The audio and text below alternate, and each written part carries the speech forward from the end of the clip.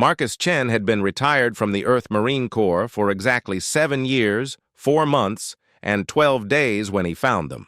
Not that he was counting or anything.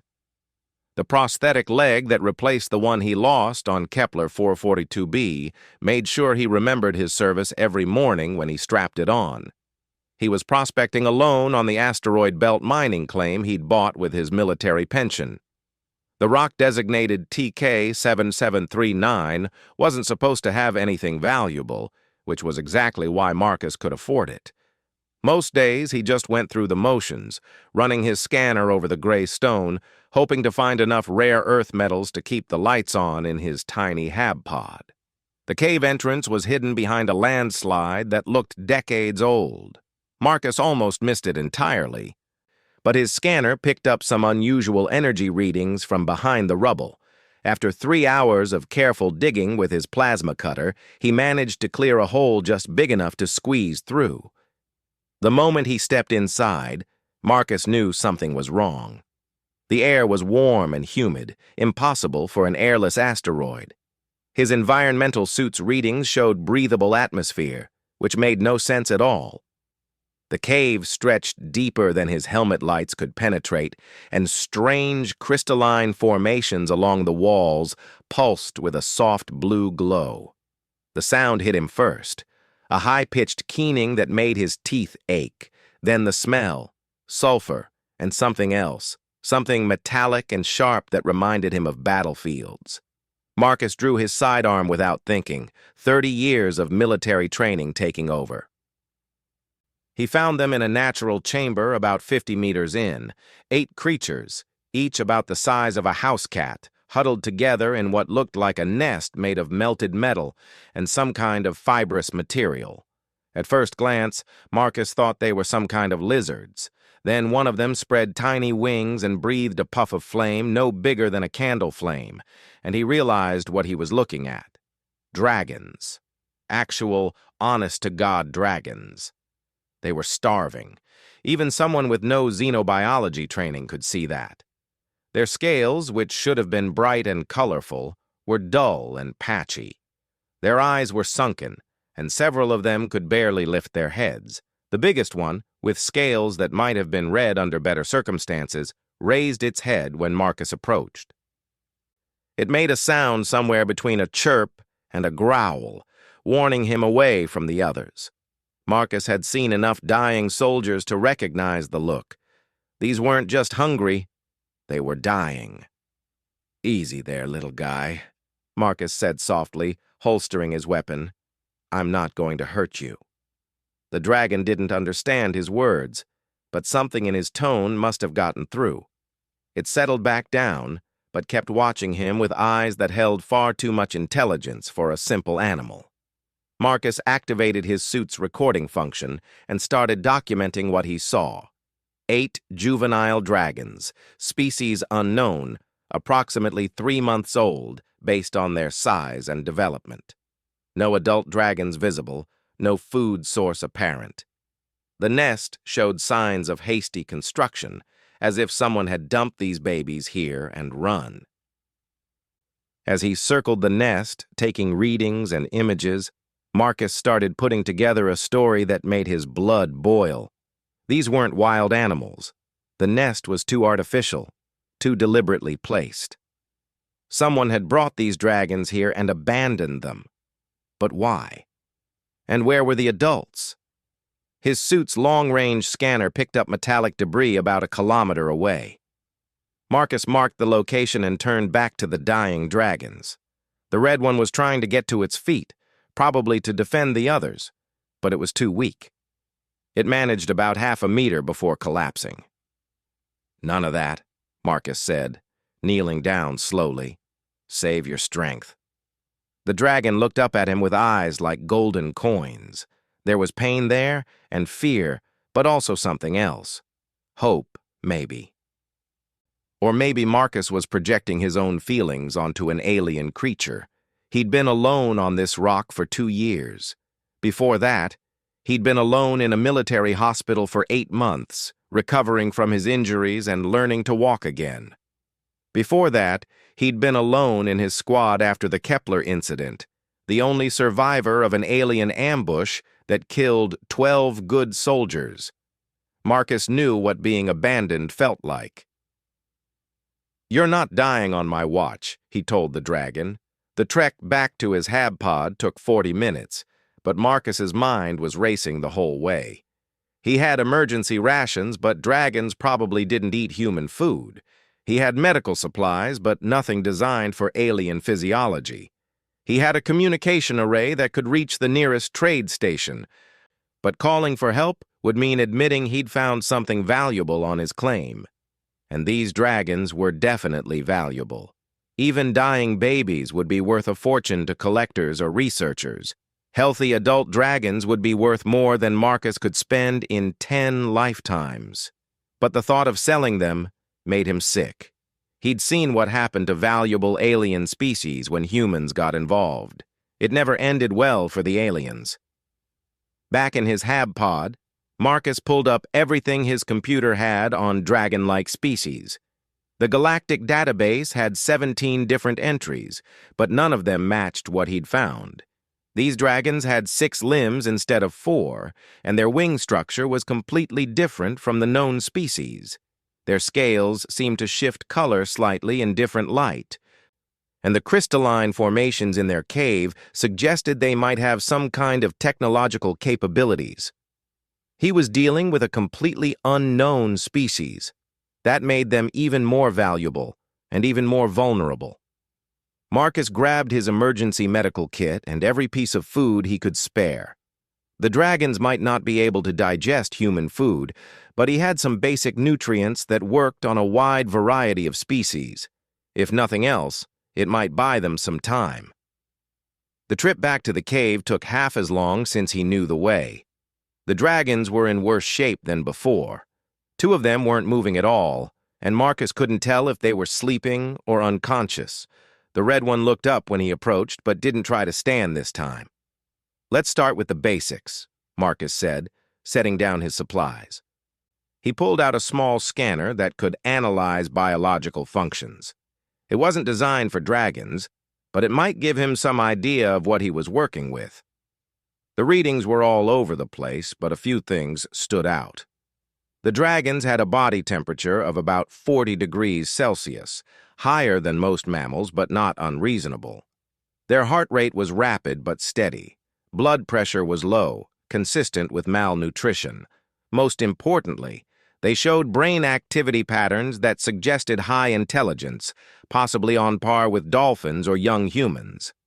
Marcus opened a packet of universal nutrients and mixed it with water from his suit's supply. The paste that resulted looked horrible, but it had kept him alive during more than one extended mission. He loaded some into a medical injector designed for feeding unconscious patients. "This is going to taste awful," he warned the red dragon, "but it might keep you alive." The dragon watched him warily as he approached.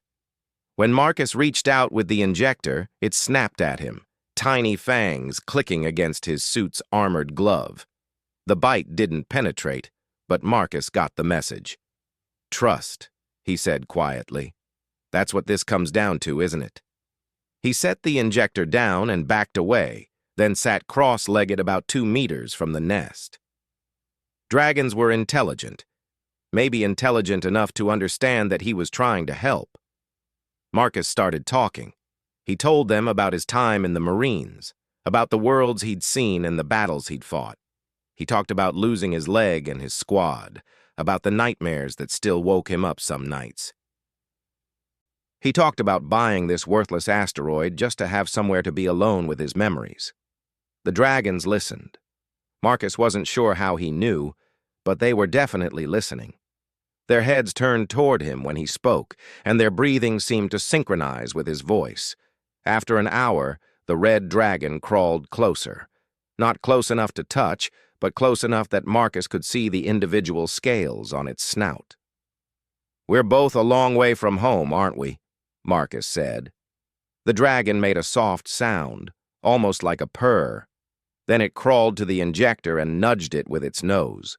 Marcus tried not to move too quickly as he picked up the injector and offered it to the dragon. This time, there was no snapping. The dragon opened its mouth and let Marcus squeeze the nutrient paste onto its tongue.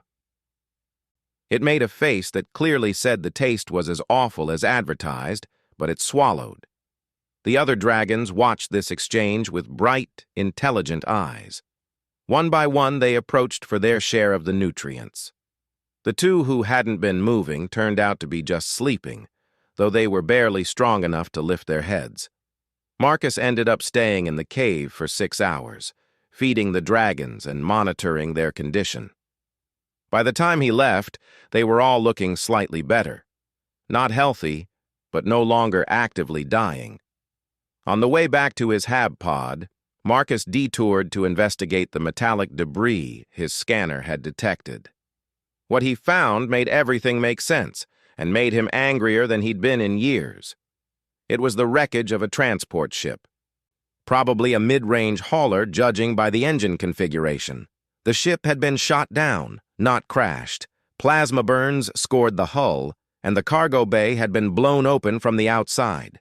Most of the cargo was gone, but Marcus found enough empty containment units to tell the story.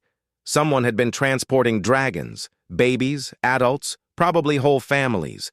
Pirates or slavers had attacked the ship, taken everything valuable, and left the babies to die because they were too much trouble to care for. The ship's crew was probably dead or sold into slavery themselves. Marcus found the captain's log in what was left of the bridge. Captain Sarah Volkov, transporting a family group of dragons from their home system to a conservation facility on Rigel Prime. The dragon's world was being strip-mined by a mining corporation that had bought the rights from a corrupt government. The conservation facility was their last hope for survival as a species. They never made it. The log ended abruptly when the ship came under attack 3 weeks ago. Marcus sat in the ruined bridge for a long time, thinking. 8 baby dragons, the last survivors of their species, abandoned to die on a worthless asteroid. No one else knew they were here. No one else was coming to help them. He thought about calling the authorities, but he'd dealt with Galactic Council bureaucracy before. By the time they finished arguing about jurisdiction and proper procedures, the dragons would be dead. He thought about calling the conservation facility on Rigel Prime, but it was 6 months away even by fast courier ship. He thought about his military oath, sworn 30 years ago in a ceremony that seemed like a lifetime past, to protect those who couldn't protect themselves, to stand between civilization and chaos, to never abandon a fellow soldier. These dragons weren't human, and they certainly weren't soldiers. But they were alone and surrounded by enemies, just like Marcus's squad had been on Kepler 442b. The difference was that this time, Marcus could do something about it. He made his decision walking back to the cave. The dragons were awake when he arrived, and they gathered around him like they were expecting something. The red one, who seemed to be the leader of the group, chirped a greeting. "Listen up, you 8, Marcus said, settling down in his usual spot. "Here's how this is going to work. I'm going to take care of you until you're old enough to take care of yourselves. Then we're going to find you a proper home, somewhere safe where no one can hurt you again." The dragons tilted their heads like they were trying to understand. Marcus pulled out his portable fabricator and started setting up a temporary shelter. If he was going to be spending a lot of time in this cave, he might as well be comfortable. "But first," he continued, "we need to establish some ground rules. No biting unless something's actually trying to eat you. No flying until your wings are stronger. And absolutely no flame breathing inside enclosed spaces." As if to prove they were listening, one of the smaller dragons let out a tiny puff of flame and then looked embarrassed when Marcus frowned at it. "We'll work on that," Marcus said. He spent the next several hours setting up a more permanent base of operations in the cave. Solar collectors to power his equipment, water recyclers to keep everyone hydrated, and a communication jamming field to prevent anyone from accidentally detecting his activities. The dragons watched everything with obvious curiosity. They seemed particularly fascinated by his fabricator, gathering around to watch as it produced tools and supplies from raw materials. When Marcus fabricated a small toy, just a simple ball, the red dragon immediately pounced on it and started playing. That's when Marcus realized these weren't just intelligent animals. They were children, scared, orphaned children who happened to breathe fire and have scales instead of skin. "All right," he said, watching them play with their first toy. "Time to make some real plans." Marcus opened his personal files and started reviewing everything he knew about childcare, xenobiology, and interstellar law. If he was going to raise 8 dragon orphans, he was going to do it right. These kids deserved better than another abandonment. The red dragon dropped its ball and crawled over to Marcus, settling down against his leg like a cat seeking warmth. The others followed, creating a small pile of scales and wings around the old marine. For the first time in years, Marcus Chen didn't feel alone. 6 months later, Marcus hardly recognized the cave. What had started as an emergency shelter had grown into a proper home. Solar panels and atmospheric processors hummed quietly in the background, maintaining perfect temperature and air quality. The dragons had helped with the construction, their natural ability to melt and shape metal proving invaluable for creating custom fixtures and decorations. The dragons themselves had changed even more dramatically. Proper nutrition and care had transformed them from dying refugees into healthy, curious youngsters. The red one, who Marcus had started calling Crimson, was now the size of a large dog and could fly for short distances. Her scales had developed their true color, a brilliant crimson that shifted to gold at the edges. She had appointed herself leader of the group and took that responsibility seriously. Azure was the quiet one, with scales like polished sapphires and an uncanny ability to solve problems. She had figured out how to operate several of Marcus's devices just by watching him, and she seemed to understand human technology in ways that amazed him. When something broke, Azure was always the first to examine it and somehow communicate what was wrong.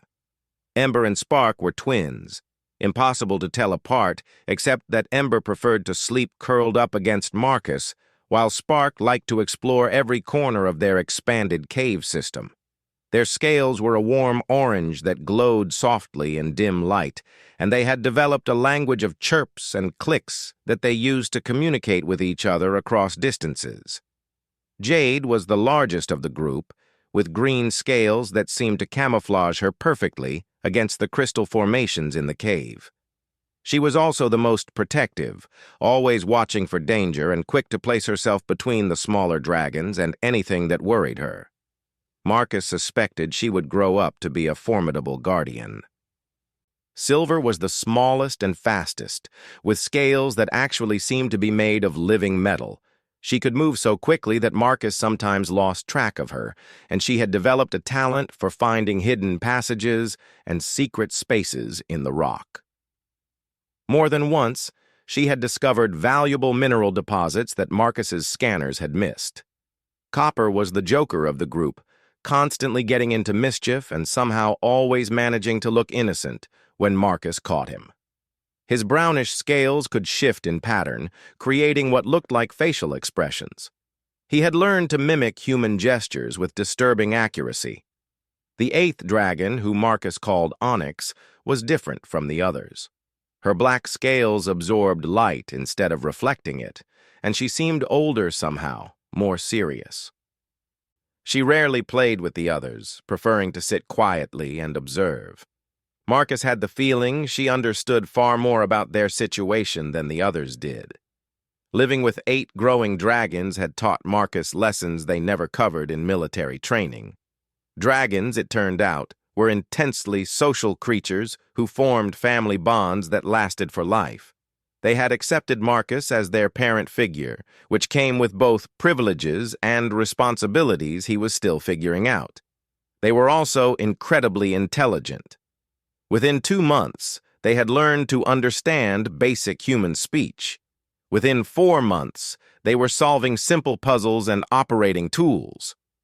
At 6 months, Marcus was pretty sure they were smarter than most human teenagers, just with a completely alien way of thinking about problems.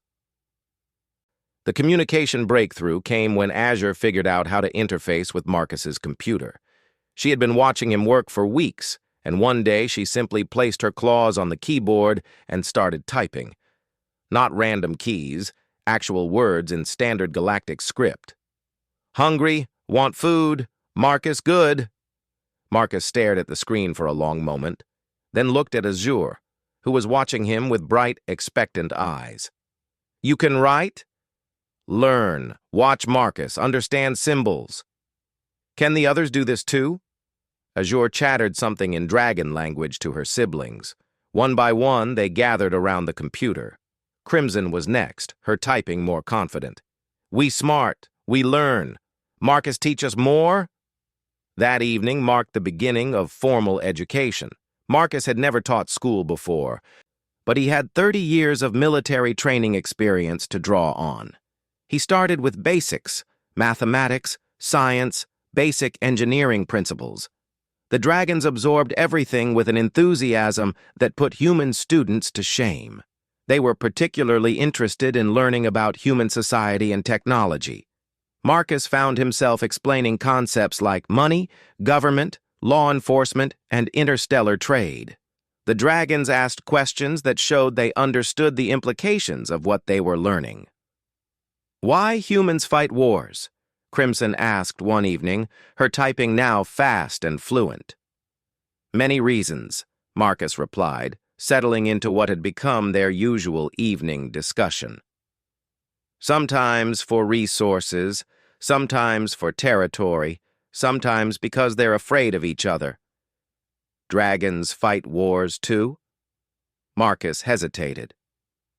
He had been researching dragon species and their history, trying to understand what the youngsters might need to know about their own people. What he had found wasn't encouraging. "Yes," he admitted. "Dragons had wars too. A long time ago, your people had a great civilization that spanned dozens of star systems. But they fought each other over territory and resources, just like humans do. The wars lasted for centuries and destroyed most of their worlds. Are people all gone?" This from Jade, whose protective instincts made her worry about threats to the group. "Most of them. There are maybe a few thousand dragons left in the entire galaxy scattered on different worlds, small groups trying to survive." The cave fell silent, except for the hum of machinery. The dragons exchanged glances, communicating in their rapid clicks and chirps. Finally, Onyx, who rarely spoke to anyone, typed a single question. "We last dragons?" Marcus felt his heart break a little. These children deserved better than the truth, but they were too smart to accept comfortable lies. "You might be the last dragons of your specific subspecies," he said gently. "But you're not alone in the galaxy. There are others, and someday we'll find them." "Promise?" This from Little Silver, who was curled up in Marcus's lap. "Promise." It was a promise that kept Marcus awake at night. How was he supposed to find other dragons in a galaxy of billions of star systems? How was he supposed to protect 8 growing dragons from a universe that saw them as valuable commodities rather than intelligent beings? The answer came from an unexpected source. Marcus had been monitoring interstellar communications traffic, partly to stay informed about galactic events, and partly to watch for any mention of dragons or missing ships. Most of what he intercepted was routine commercial traffic, but one encrypted message caught his attention. It was from Dr. Elena Vasquez, the director of the conservation facility on Rigel Prime that Captain Volkov had been trying to reach. She was offering a substantial reward for any information about the missing dragon family, and she was asking very specific questions that suggested she knew exactly what had happened to them. After a week of internal debate, Marcus decided to make contact. He sent a carefully worded message through an encrypted channel, identifying himself as a private citizen who might have information relevant to her inquiry. He didn't mention the dragons directly, but he included enough details about the wrecked transport to prove he had been at the crash site. Dr. Vasquez's response came within hours, and it changed everything. "Mr. Chen, I have reviewed your military record and your current situation. I believe you have found the silver scale family that Captain Volkov was transporting to our facility. If this is correct, please know that those 8 youngsters are not just valuable specimens. They are the children of the last royal family of the Dracorian Empire. Their parents died protecting their homeworld from corporate raiders, and these children are the only hope for their species' survival. I am prepared to offer you full legal guardianship rights and unlimited resources to ensure their safety and education. Please respond immediately. Marcus read the message 3 times before he fully processed what it meant. The dragons he had been raising weren't just orphans, they were literally royalty.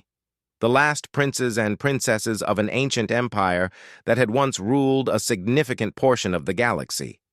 He called a family meeting that evening, gathering all 8 dragons around the computer. They could tell something important was happening. Dragons were remarkably good at reading human body language and emotional states. I need to tell you something about your family, Marcus began. About who you really are. He explained what he had learned about the Dracorian Empire and their royal lineage.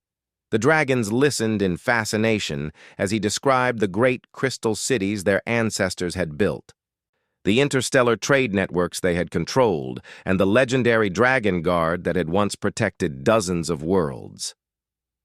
We royalty? Crimson asked when he finished. You are. Your parents were the emperor and empress of what remained of your people. They died protecting your homeworld from humans who wanted to strip mine it for rare minerals. The dragons absorbed this information with the same intensity they brought to all their learning, but instead of being awed or excited about their heritage, they seemed more concerned about practical matters. If we royalty, we have duties? This from Jade, ever the protector. Probably. Someday, when you're older and stronger, your people might need you to lead them. We learn how to lead? Azure's question was characteristically focused on problem-solving. If you want to.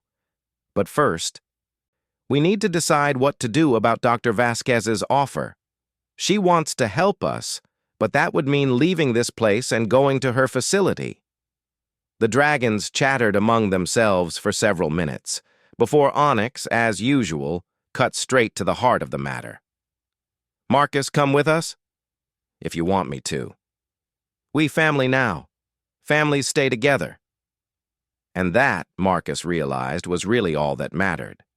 These 8 remarkable creatures had chosen to consider him family, and he would do whatever it took to keep them safe and together. He sent his response to Dr. Vasquez that night, accepting her offer, but with conditions. The dragons would retain their autonomy to make their own choices about their future. Marcus would remain their legal guardian until they reached adulthood, and their existence would be kept secret until they were ready to reveal themselves to the galaxy. Dr. Vasquez agreed to everything without hesitation. 2 weeks later, Marcus stood in the cave that had been home for almost 7 months, watching the dragons say goodbye to the place where they had grown from dying orphans into a real family. Their belongings were packed in storage containers, and a discreet transport ship was waiting to take them to Rigel Prime. Ready? He asked. Crimson, now large enough that she had to duck her head to avoid the lower parts of the ceiling, nodded solemnly. Ready, Marcus. Time for next adventure. Silver zipped around the cave one last time, memorizing every detail. Ember and Spark performed a synchronized flight pattern that had become their way of celebrating important occasions. Azure carefully packed the last of their tools and toys. Jade took one final look around, checking for any threats they might have missed. Copper made silly faces at his reflection in the polished metal walls. Onyx stood silently by the entrance, patient as always. They were no longer the helpless babies Marcus had found 6 months ago. They were smart, strong, and ready to face whatever challenges awaited them. But they were still his family, and he was still their protector. As they walked toward the transport ship, Crimson fell into step beside Marcus. Question, she said in the careful English she had been practicing. What's that? When we grown up, when we ready to be leaders, you still be our family? Marcus felt tears in his eyes as he put his hand on her warm, scaled neck. Always, Crimson, no matter how big you get or how important you become, I'll always be your family. Good, she said, sounding satisfied, because we still need you. As the transport ship lifted off from the asteroid that had been their home, Marcus looked out the viewport at the vast galaxy spreading out before them. Somewhere out there were other dragons, other survivors who needed hope and leadership. Somewhere out there was a future where his 8 adopted children would help rebuild the greatest civilization the galaxy had ever known. But for now, they were just a family traveling together toward their next adventure.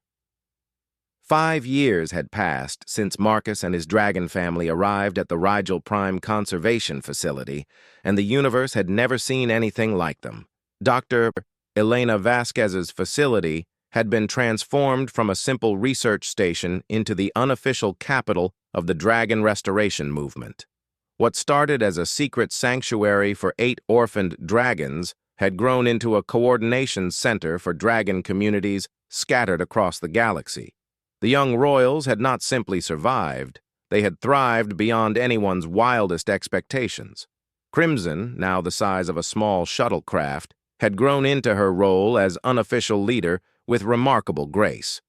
Her scales had deepened to a rich crimson that seemed to contain flowing veins of gold, and her intelligence had developed far beyond what anyone had expected. She could speak 6 human languages fluently, had mastered advanced mathematics and engineering, and possessed an intuitive understanding of politics and diplomacy that amazed seasoned ambassadors. More importantly, she had never forgotten what it felt like to be abandoned and helpless. That memory drove her to reach out to other dragon communities, establishing communication networks and trade relationships that hadn't existed for centuries. Azure had become the technological genius of the group. Her sapphire scales now contained intricate patterns that seemed to shift and change as she worked, and she had developed an almost mystical connection with electronic systems. She could interface directly with computers through touch, and her innovations in crystal-based computing had revolutionized several fields of technology. 3 major tech corporations were already begging for licensing rights to her patents. The twins, Ember and Spark, had discovered they could combine their flame abilities in ways that defied known physics. Their synchronized fire weaving created energy patterns that could power small cities or cut through materials that had previously been considered indestructible. They had also maintained their playful personalities, turning even the most serious experiments into games that somehow produced better results than traditional research methods. Jade had grown into exactly the guardian Marcus had expected. Her green scales could now shift to match almost any environment, and her protective instincts had expanded beyond just her immediate family to encompass every dragon they encountered. She had personally rescued 14 dragon families from various threats, earning her the nickname the Green Shield among dragon communities. Silver had become their scout and messenger, her metallic scales having developed the ability to reflect electromagnetic radiation in ways that made her essentially invisible to most sensors. She could travel between star systems faster than any courier ship, carrying messages and maintaining the communication networks that held the scattered dragon communities together. Copper had channeled his natural mischievousness into becoming a master of infiltration and information gathering. His ability to mimic not just human gestures but actual human appearance for short periods made him invaluable for intelligence operations. He had already prevented 3 major threats to dragon communities by gathering advance warning of hostile intentions. Onyx remained the most enigmatic of the group. Her black scales now seemed to absorb not just light, but other forms of energy as well, and she had demonstrated abilities that bordered on the supernatural. She rarely spoke, but when she did, others listened. Even Crimson deferred to her judgment on matters of serious importance. And Marcus? He had officially retired from retirement to become the first human dragon guardian, a position that didn't exist in any government structure but was universally recognized across the galaxy. At 58, he was in the best shape of his life, partly due to the dragon family's influence and partly due to necessity. Keeping up with 8 super-intelligent dragon royals was a full-time job that required physical, mental, and emotional stamina he hadn't known he possessed. The morning that changed everything started like any other. Marcus was in the facility's main briefing room, reviewing intelligence reports with Onyx and Crimson, while the others worked on various projects throughout the complex. The reports painted a familiar picture: scattered dragon communities struggling to survive, while various human factions either tried to exploit them or simply ignored their existence.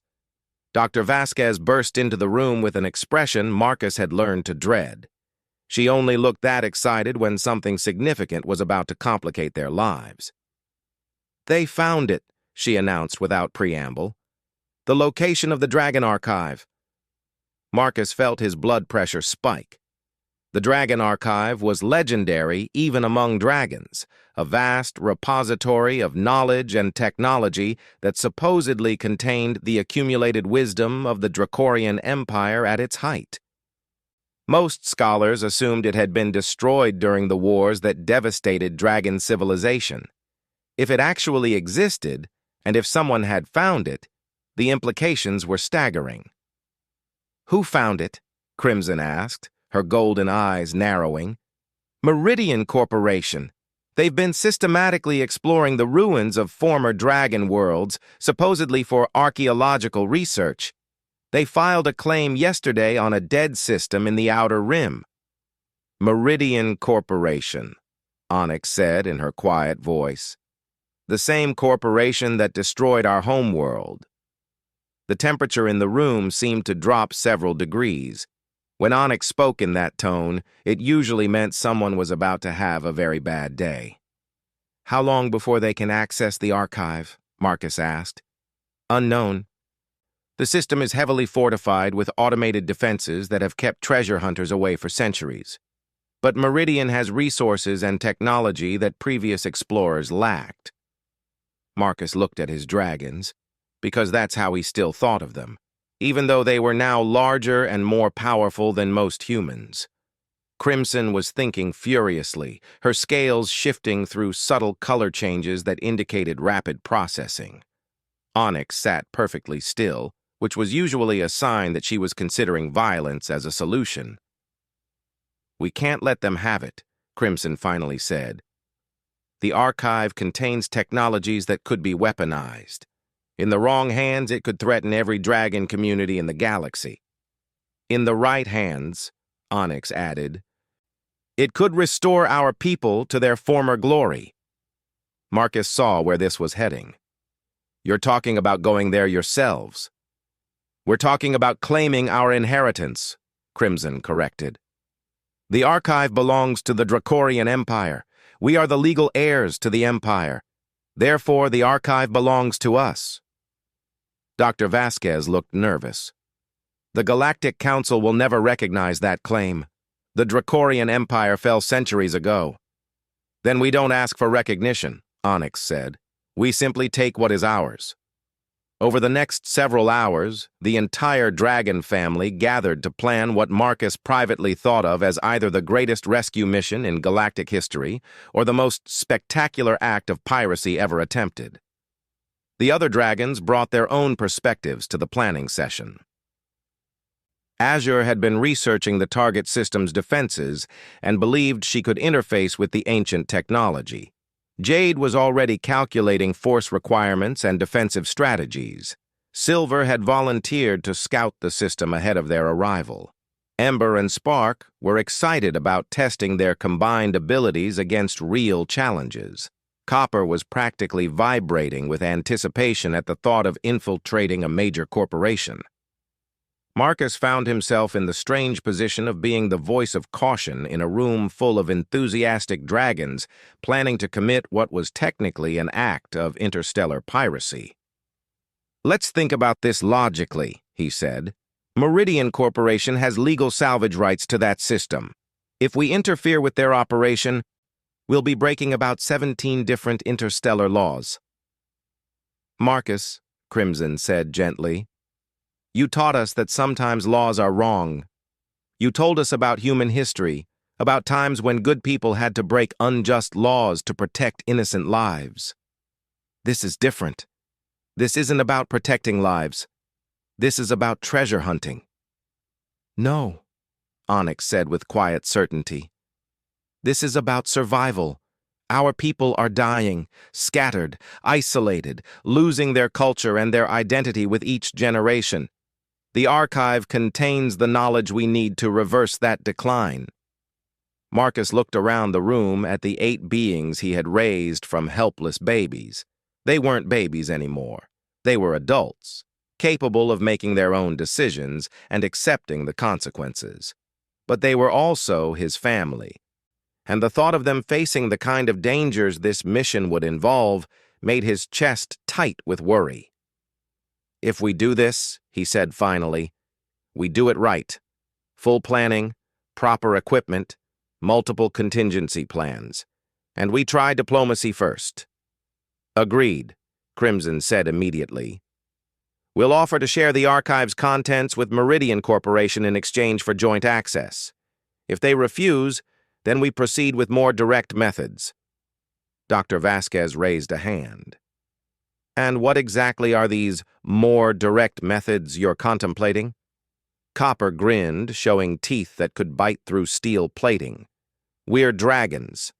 We have lots of direct methods. The planning took 3 weeks.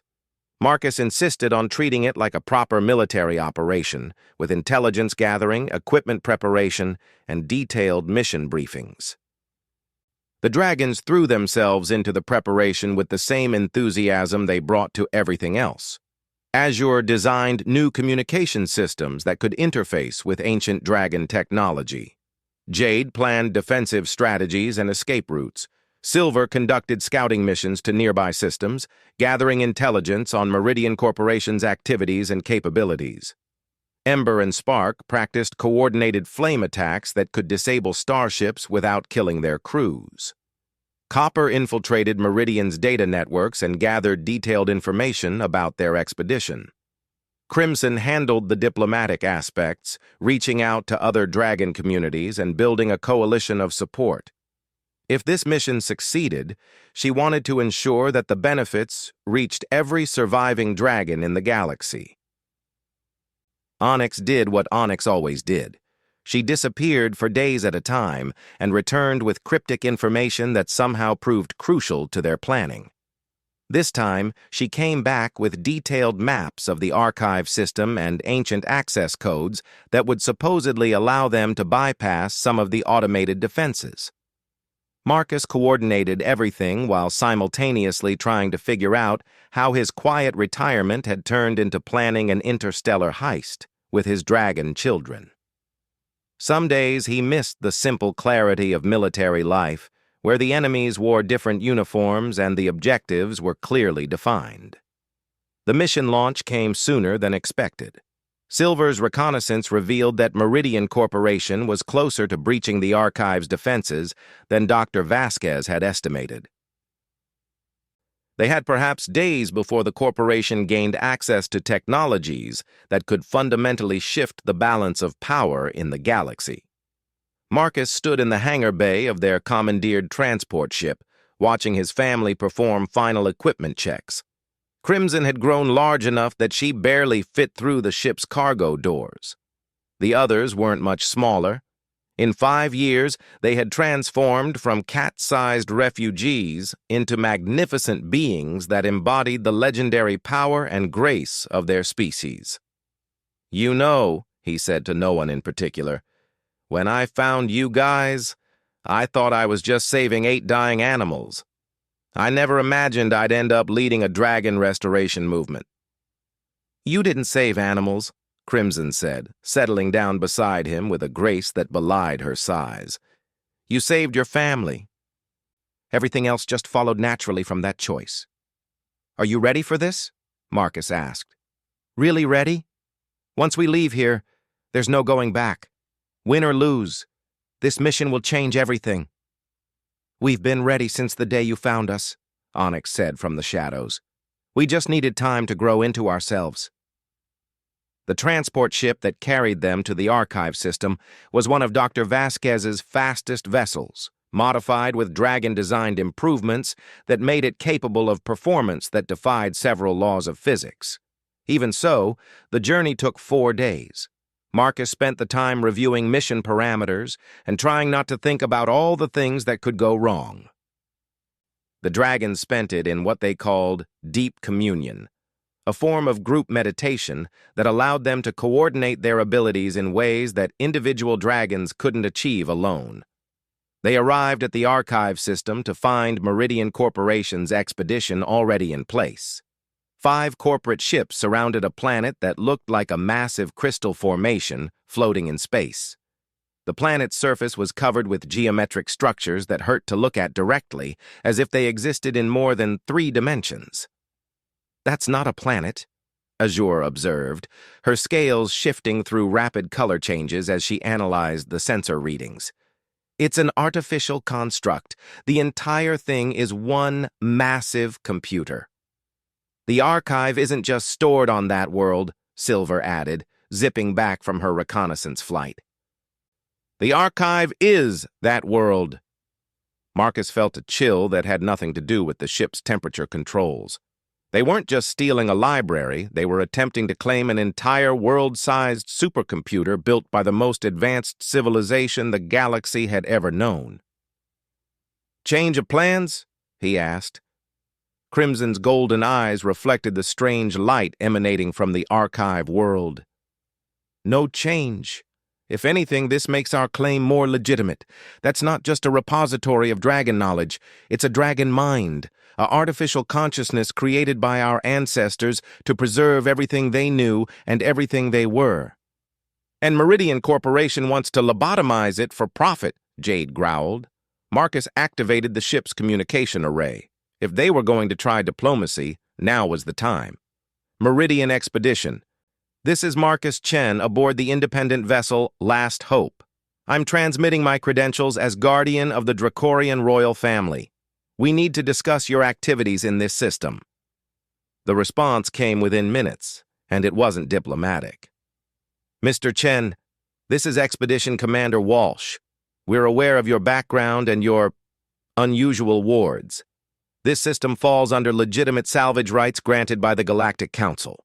Any interference with our operations will be considered piracy and responded to accordingly. Commander Walsh, the beings you refer to as my wards are the rightful heirs to everything in this system. I'm offering you an opportunity to negotiate shared access to whatever you find here. Mr. Chen, 8 oversized lizards do not constitute a legitimate government capable of making territorial claims.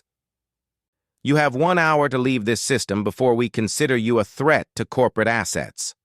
Marcus looked at his family, who had gathered around the communication console to listen to the exchange. Crimson's scales had shifted to a color that was almost pure gold, which usually indicated she was furious but trying to stay calm. The others showed similar signs of controlled anger.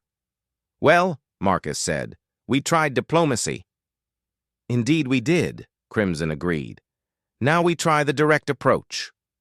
What followed was the most carefully controlled act of piracy in galactic history. The dragons had planned their assault to disable rather than destroy, capture rather than kill. They wanted Meridian Corporation's people to survive to spread the word about what dragons were capable of when properly motivated. Azure infiltrated the expedition's computer systems, turning their own defensive systems against them. Silver disabled their engines with precisely targeted strikes that left the crews unharmed but stranded. Jade and Onyx boarded the expedition's command ship and politely but firmly escorted the corporate executives to escape pods. Ember and Spark provided the spectacular finale, creating a coordinated flame display that wrote messages in 3 languages across the vacuum of space. The dragons have returned. Copper, meanwhile, had infiltrated the expedition's data systems and downloaded everything they had discovered about the archive. When Marcus reviewed the data later, he understood why Meridian Corporation had been so determined to claim this system. The archive wasn't just a repository of ancient knowledge. It was a functional gateway to every surviving dragon community in the galaxy. The ancient dragons had built it as a central coordination system for their empire, and it still contained real-time data about dragon populations, resource needs, and threats facing their communities. With access to the archive, the scattered dragon communities could be reunited into a coherent civilization for the first time in centuries. It was exactly what his family needed to fulfill their destiny as leaders of their people. The actual process of accessing the archive took 3 days. Ancient security systems tested each of the dragons individually, probing their genetics, their memories, and their intentions. Marcus wasn't allowed into the initial access areas, but he watched through external monitors as his family underwent challenges that seemed to be part examination, part trial, and part ritual. When they finally emerged from the archive's core chambers, they were changed. Not physically. They still looked like the same dragons he had raised. But there was something different about their presence, their confidence, their understanding of themselves and their place in the universe. "The archive has accepted us," Crimson announced. "We are now officially the restored leadership of the Dracorian Empire." "What does that mean, practically speaking?" Marcus asked.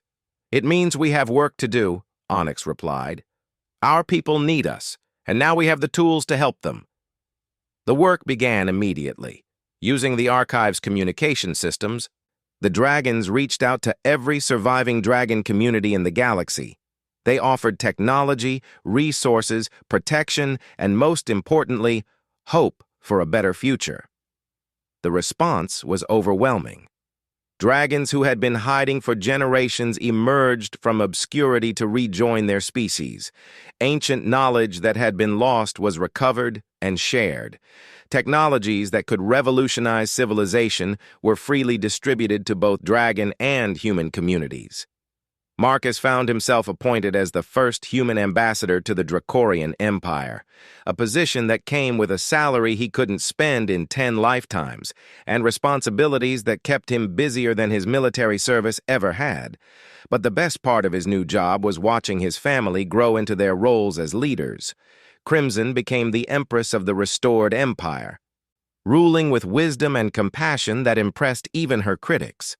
The others took on roles suited to their abilities: Azure as chief technologist, Jade as defense minister, Silver as communications coordinator, the twins as energy systems directors, Copper as intelligence chief, and Onyx as the mysterious but influential royal advisor.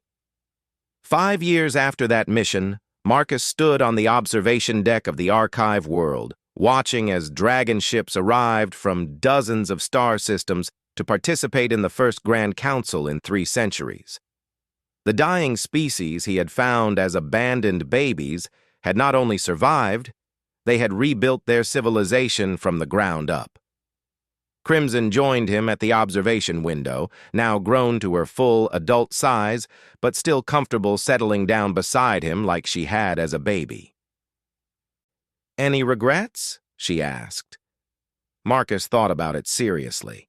His quiet retirement was a distant memory. His life now involved diplomatic crises, technology transfers, and the occasionally hostile human faction that didn't appreciate the dragon's return to prominence. He was constantly traveling between star systems, attending meetings, and dealing with problems he never could have imagined. "None," he said finally. "This is exactly where I'm supposed to be." "Good," Crimson said, sounding satisfied. "Because we're just getting started. The galaxy is a big place, and there are still people out there who need help." "More orphans to rescue?" "More family to find," she corrected. "Dragons, humans, and probably species we haven't even met yet. The archive contains star maps that show civilizations we lost contact with centuries ago. Who knows what we'll find out there?" Marcus smiled, watching as a new group of dragon ships appeared in the distance. Somewhere among those ships were probably more dragons who had never dared to hope that their people might have a future again. "Next adventure?" he asked. "Next adventure," Crimson agreed.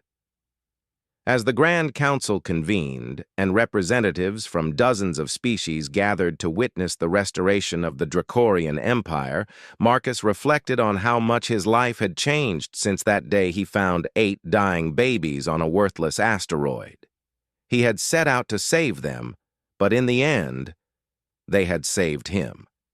They had given him a purpose, a family, and a future he never could have imagined. Most importantly, they had shown him that sometimes the smallest acts of compassion could have consequences that echoed across the entire galaxy. The universe was vast and full of wonders, but it was also full of beings who needed help, hope, and someone willing to stand between them and the chaos that threatened to consume them. Marcus had learned that lesson as a young Marine, but it had taken 8 orphaned dragons to teach him what it really meant. As the first session of the Grand Council began and his family took their places as the leaders of a restored civilization, Marcus Chen, former Earth Marine and current Guardian of Dragons, settled back to watch his children change the galaxy. It was, he thought, exactly what retirement should be.